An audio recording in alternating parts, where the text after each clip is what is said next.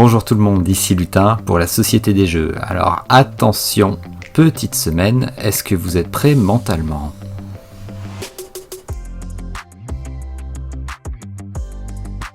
Alors cette semaine, beaucoup de plastique, beaucoup de couleurs, mais aussi un gros coup de cœur, on voit ça tout de suite. Life is full of emotions, and the region of the brain primarily associated with processing these emotions is the amygdala.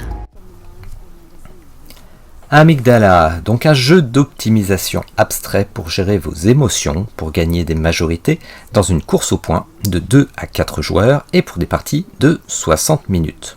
Alors c'est de l'acquisition de ressources, du stockage d'émotions sur vos plateaux et des actions d'échange. Tout ça, c'est du déjà vu. Ce n'est pas mon style de jeu, mais ça a l'air malgré tout complet, et pour ceux qui aiment les couleurs, ils seront servis à outrance. Un jeu créé par l'auteur de Azul, donc c'est quand même une valeur sûre. Ça peut être très intéressant suivant la façon dont les mécaniques ont été mises en place, mais la version proposée sur GameFound est ici uniquement en deluxe, avec une taxe supplémentaire pour la France, et oui, pour la TVA, mais pas pour le Canada, pas de détails pour nos amis belges et nos amis suisses. Alors proposer un deluxe justifie-t-il un prix qui est à 89 € de base et une sortie en sociofinancement?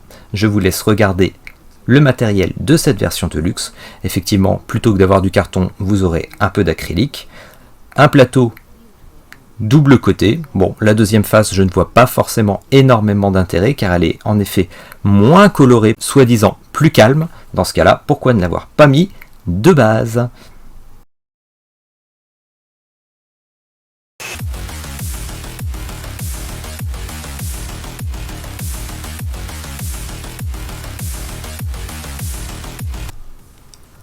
Cyberpunk 2077, Cool Mini or Not tente d'utiliser une grosse licence de jeux vidéo pour nous apporter notre lot de kiloplastique.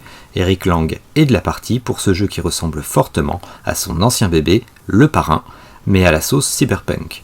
De 1 à 4 joueurs, en compétitif, vous aurez 90 à 120 minutes pour prendre le contrôle de quartier avec votre gang. Tout le monde n'apprécie pas la direction artistique, et pour ma part, les figurines ne sont pas les plus belles que Simone nous ait proposées. Et d'ailleurs, vu le style du jeu, je pense qu'on pouvait largement s'en passer. Le mode solo consiste en l'automatisation du héros, du jeu vidéo et d'un gang, mais les règles complètes ne sont pas encore divulguées. Alors, le prix devient normal pour un jeu de ce style, à 110 $ US hors taxe, bien sûr. Mais par contre, après avoir fait une énorme esclandre sur les frais de port pour leur dernier né Marvel Zombie, et bien là on se retrouve avec des frais de port qui sont encore plus énormes. Pour le Canada, de 72 à 86 $ US, pour la France et la Belgique de 50 à 65 $ US. On arrive à la moitié du jeu et tout ça c'est hors taxe.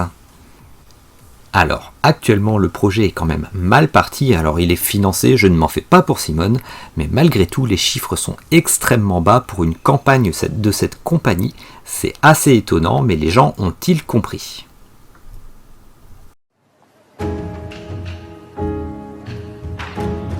Dans Totemix, vous devrez renouer des liens ancestraux avec les forces de la nature avant qu'il ne soit trop tard. Car la biodiversité est attaquée de toutes parts. Et il ne tient désormais plus qu'à vous de rétablir l'équilibre. Ah, mon coup de cœur de la semaine avec ce jeu Totemix. Pour des parties de 25 minutes, de 1 à 6 joueurs, sauvez la nature grâce à des pouvoirs des animaux totems dans un jeu de puzzle collaboratif en temps réel. Oui, tout le monde joue en même temps, discute, établit une stratégie. Je ne vais pas vous décrire les mécaniques, mais je vous invite à aller sur la page Ulule ou tester le jeu sur Tabletopia. J'aime la démarche de François, l'auteur de Totemix, qui a su adapter le jeu Biohazard dont la campagne n'avait pas abouti. Il a persisté dans sa démarche sans plastique, à adapter le jeu pour le rendre plus fluide, plus naturel dans sa mécanique, bravo à lui. J'ai la chance de l'avoir testé sur Tabletop Simulator, c'est un excellent puzzle game original et visuellement agréable. Seule chose dont on pourra se méfier, c'est d'un joueur alpha, sinon pour un petit prix de 28 €, frais de port et taxes compris pour la France, je ne peux que vous le conseiller. Les frais d'expédition étant trop importants pour le Canada, il n'y a malheureusement pas cette possibilité. Alors si vous voulez voir le jeu et que vous êtes vers Paris pendant Paris et Ludique, vous pourrez aller sur le stand du Crapaud Céleste.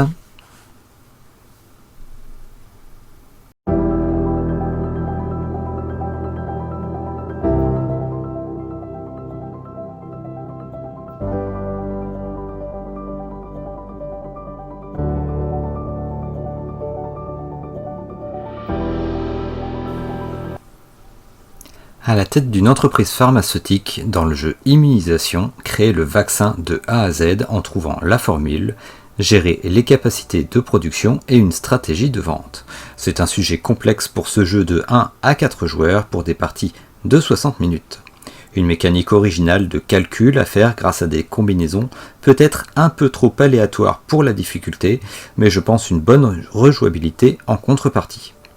Un projet d'une société que je ne connais pas, qui se présente comme des docteurs en sciences pour transmettre leur passion par les jeux. Intriguant, comme dirait Martin. Le jeu est à 43,90 $ US, le livret annoncé en français en PDF.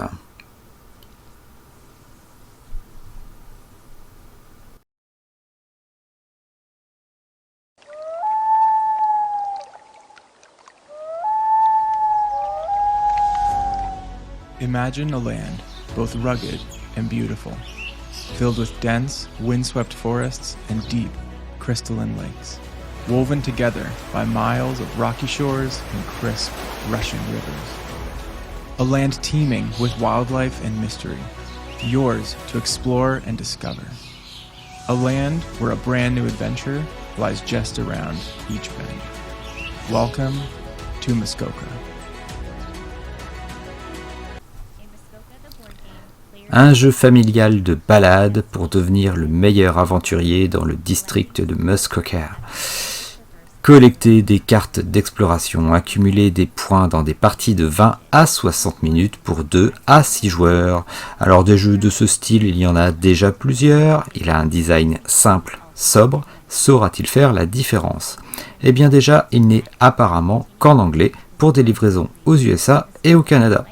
Un prix de 49 $ canadiens et des frais de port inconnus, mais un pick-up aux alentours de Toronto. Donc peu d'infos, mais je voulais malgré tout parler de ce jeu qui est d'ores et déjà financé. In Stardust Coffee, you control a space expedition to collect various ingredients in the galaxy to try and make the best coffee.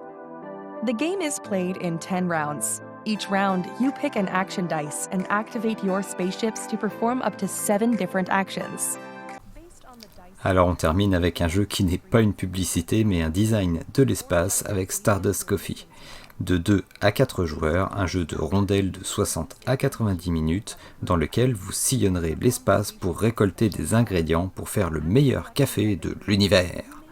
Attention, l'ingrédient secret est le Stardust et peut améliorer vos recettes. Non, vous ne rêvez pas, avec ce thème déjanté, un design étrange avec des planètes qui semblent être dans des boules à neige, nous avons malgré tout un petit jeu avec des mécaniques classiques. Environ 27 €, c'est peu, mais des frais de livraison qui doublent quasiment le prix suivant la destination. Alors attendons une potentielle sortie boutique pour nous pencher dessus. Alors une toute petite semaine peut-être pour se reposer avant les vacances. La semaine prochaine c'est Paris et Ludique, peut-être que nous nous y verrons. Et sinon je vous dis à la semaine prochaine pour la Société des Jeux.